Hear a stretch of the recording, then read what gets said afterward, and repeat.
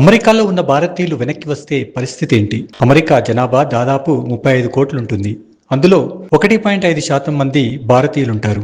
అంటే దాదాపు 50 లక్షల మంది భారతీయులు. వీరిలో 20 లక్షల మంది ఉన్నపళంగా భారత్కు వస్తే ఏం జరుగుతుంది? వీరిని భారత్ హక్కున చేర్చుకునే పరిస్థితి ఇప్పుడు ఉందా అన్నదే ప్రశ్నార్థకం.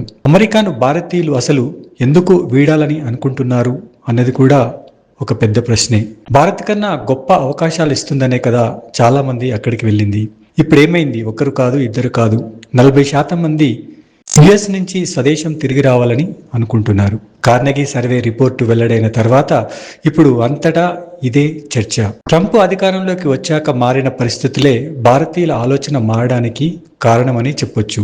అమెరికాను వీడాలనుకునే వారిలో 58% మంది అక్కడ మారిన రాజకీయ వాతావరణమే తమ నిర్ణయానికి ప్రధాన కారణమని చెబుతున్నారు.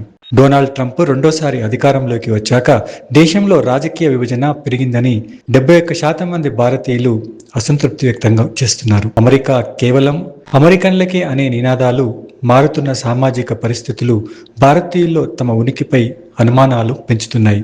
ఒకప్పుడు డెమోక్రాట్లకు మద్దతు ఇచ్చిన భారతీయులు ఇప్పుడు అయోమయంలో ఉన్నారు. భారతీయుల అసహనానికి మరో ప్రధాన కారణం అక్కడి ఇమ్మిగ్రేషన్ వ్యవస్థ. ఒక సాఫ్ట్వేర్ ఇంజనీర్ గ్రీన్ కార్డు కోసం దరఖాస్తు చేసుకుంటే అది చేతికి రావడానికి దాదాపు 30 నుంచి 40 ఏళ్లు పడుతుంది. అమెరికా ఇప్పటికే 2013-14 నాటి గ్రీన్ కార్డ్ అప్లికేషన్లని ప్రాసెస్ చేస్తున్నట్టు మే 2026 వీసా బులెటిన్ వెల్లడించింది. అంటే దాదాపు 10 ఏళ్ల కిందటి అప్లై చేసిన వాళ్లకు ఇప్పుడు ప్రాసెస్ చేస్తున్నట్టు ఇప్పటి వరకు ఇంకెప్పుడు వస్తాయనే భయాలు వెంటాడుతున్నాయి. కొన్ని సందర్భాల్లో ఈ వెయిటింగ్ 70 ఏళ్లు కూడా ఉండొచ్చని అంచనా. అంటే ఒక వ్యక్తి తన ఉద్యోగ జీవితం మొత్తం గ్రీన్ కార్డు కోసమే పోరాడాల్సి వస్తుంది. దీంతో భారతీయ కుటుంబాలు అక్కడ స్థిరపడలేకపోతున్నాయి. పైగా అమెరికాలో జీవన వ్యయం ఇప్పుడు సామాన్యుడికి భారంగా మారింది.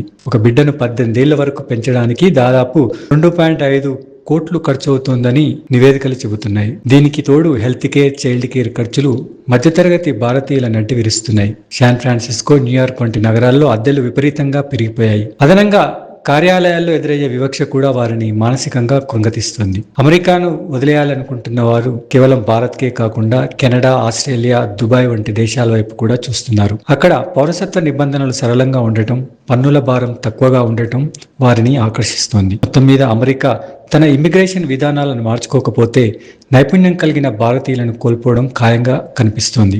భారతీయులు వెనక్కి రావాలనుకునేటువంటి నిర్ణయం అమెరికా కూడా పెద్ద దెబ్బే అని చెప్పొచ్చు. ఎందుకంటే అమెరికా జనాభాలో భారతీయుల వాటా 1.5% మాత్రమే అయినప్పటికీ ఆ దేశ పన్నుల ఆదాయంలో ఏకంగా 6% వీరే కడుతున్నారు. ఈ కేటగిరీ ప్రజలు వెళ్లిపోతే అమెరికాకు పెద్ద దెబ్బే తగులుతుంది.